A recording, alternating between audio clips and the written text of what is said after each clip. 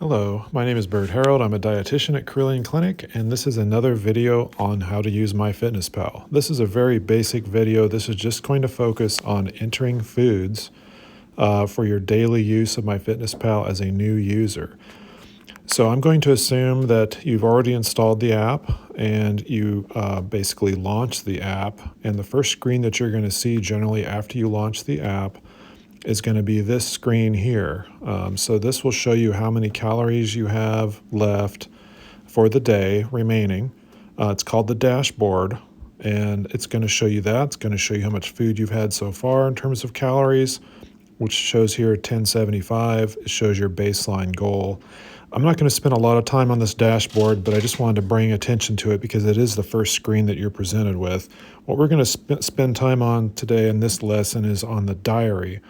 So if I look at the bottom of the screen here, it's going to say diary. It's right next to dashboard. You'll see dashboard, diary, newsfeed, plans, and more. Click on diary. And this is really where you're probably going to spend most of your time using this app. And at the very top, you're going to see kind of your overall summary. It's going to show calorie goals, 1900. It's going to show how much food you've had so far, 1075 in my case. And then there's a section for exercise, which I won't really spend much time on today, but at the end, it's going to show you remaining calories. So that's how many calories you have left for the day. And that assumes that you've set a calorie goal, of course, and that generally that goal is going to allow you to lose about 1 pound a week. That's usually what I have people enter as their goal, is 1 pound per week loss. So that's at the very top. As I scroll down, you're going to see different meals here. So it may start out here. You're probably going to see breakfast, and you're going to see lunch, and you're going to see dinner. Don't worry about some of these other labels. You'll see afternoon stretch and all that. That's something I added myself. You're not going to see that on yours. You're probably just going to see breakfast, lunch, and dinner. So let's say I want to add dinner. I want to add an item that I had for dinner or as part of my dinner. So I'm going to go to add food. I'm going to click on that word right there. And I'm going to start searching for the food.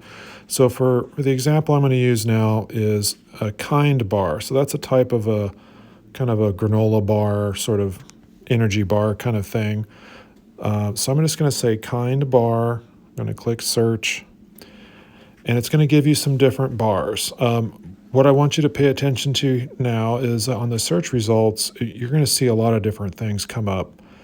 Some of these have a green check mark and some do not. What I suggest everyone do is always try to use the ones that have the green check mark whenever possible.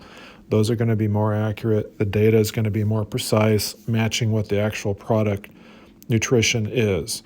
One of the things you can do to help narrow your search is there's a little button that says check mark only. Go ahead and click on that. Now it's going to restrict your searches to only those foods that have the green check mark. So let's say, for sake of argument, the bar that I had was this very first one up here. So it's the cherry kind bar, 1 bar, 180 calories. I want to add that to my dinner. So if that's all it is, you can just click the plus sign. But maybe I only had half a bar, maybe I had 3/4 of a bar. Maybe I want to edit that. So what you can also do is click on the word kind bar. It'll bring up more details.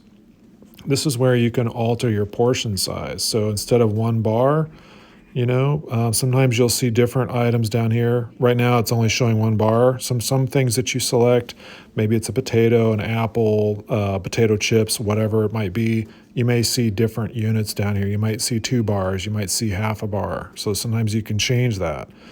Number of servings. Maybe I didn't have 1. Maybe I had less than 1. So I can say 0.5. So there I have half a bar. Maybe I had 2 bars. I can type in 2. As you can see, the calories jumped up to 360 instead of the 180. So you can change that around depending upon how much you're eating of whatever that serving size is. I hope that makes sense. Now, when you're done editing that, you can click on this little check mark on the upper right, and then you're done. So it brings you back to this screen here where you're searching for food. It's kind of unfortunate that the app does that. I don't think it used to do that, but that's what it does now. What you really want to do is go back to the diary. So at the upper left, you'll see the little left arrow symbol. Click on that. That'll bring you back to the diary. Okay, so now you can see dinner, I've got the kind bar on there, 180 calories. There you go. So that's a very basic tutorial on how to enter a food. Again, you're going to want to do this with all the foods, breakfast, lunch, and dinner. You want to be as precise as possible. If it is something like a kind bar that has a barcode in it, well, not a barcode, but has a food label. If it has a nutrition label on it, nutrition facts label, it'll tell you the calories on there. So you can verify that it's the right number of calories, that 180. Make sure that make sure those things line up. If it has a label, use the information that's on the label. Make sure it's correct. If it does have a barcode, since I just happened to stumble that out here a moment ago, if you have the premium version of MyFitnessPal, you can actually scan the barcode. It'll use your phone's camera and scan it. We used to do that all the time, but they've made it a premium feature. So that means you have to pay for the app. A lot of people don't want to pay for the app, so you do not have that feature unless you pay for this particular app. Other apps that is free, FitnessPal right now is not, so just keep that in mind. But you don't have to use a barcode scanner. I mean, if it's got a label, it'll have the nutrition data on there. Just make sure everything matches. And do the best you can to log as accurately as you can. If it's something like potato chips or nuts or seeds or cereal and you're not sure what you're getting, get a food scale, use the food scale, figure out how many ounces or grams you're dealing with, put that into the MyFitnessPal with a green checkmark food item. Get as accurate as you can. And that's really the name of the game with this. Try to be as accurate as you can, because over the course of a day, if you're quick and you cut corners, that's going to cause you some problems. And I'm going to shoot another video specifically about that issue. But I hope this makes sense about how to record a food. Thank you for watching.